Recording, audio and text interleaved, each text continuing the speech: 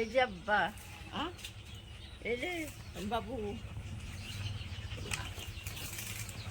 আজ আঙ্গু তো থাকাই আও এই যে। আসসালামু আলাইকুম বন্ধুরা। অনেকের হাতে হয়তো মেহেন্দি লাগে না, তো আজকের ভিডিওতে আমি দেখাবো হাতে মেহেন্দি লাগলে কিভাবে একদম চমকে ওঠে। তো সেটার ভিডিও আমি দেখাবো। তো প্রথমে মেহেন্দিগুলো আমি খুব সুন্দর করে ধুয়ে নিলাম।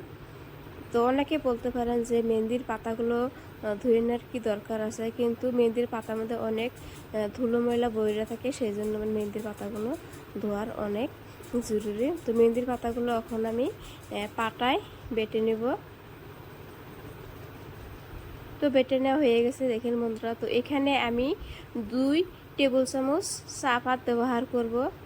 চাপাত এবার সুন্দর করে বেটে নিব, একদম মিহি করে বেটে নিব।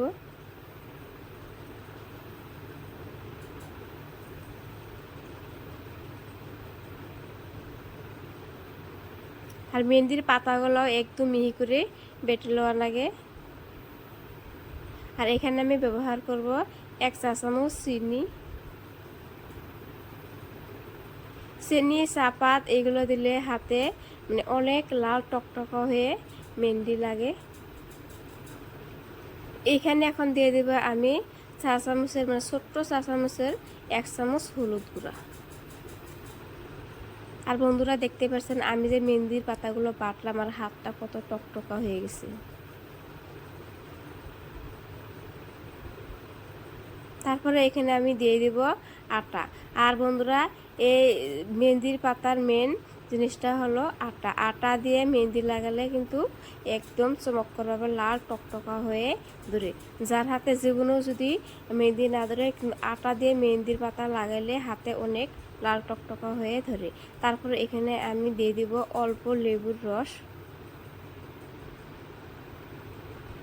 এটা আমি 4 ভাগের 1 ভাগ নিয়ে নিয়েছি, লেবু কাটে নিয়ে নিয়েছি। তারপরে এখানে রস দিয়ে দিলাম।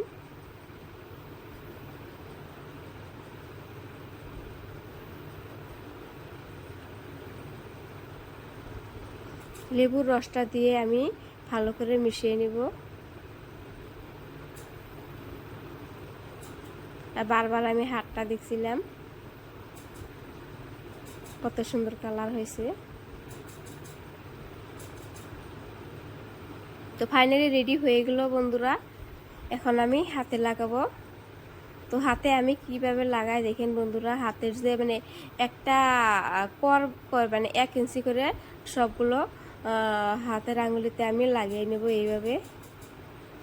এক হাতে তো লাগালাম, আর এক হাতে যে আমি কীভাবে লাগাবো আমি নিজের এটা লাগালাম বাম হাতে। ডান হাতে যে কীভাবে লাগাবো অনেক কষ্ট হয়। ডান হাতে মেহেন্দি লাগানো, একা একা মেহেন্দি লাগানো অনেক কষ্ট হয়।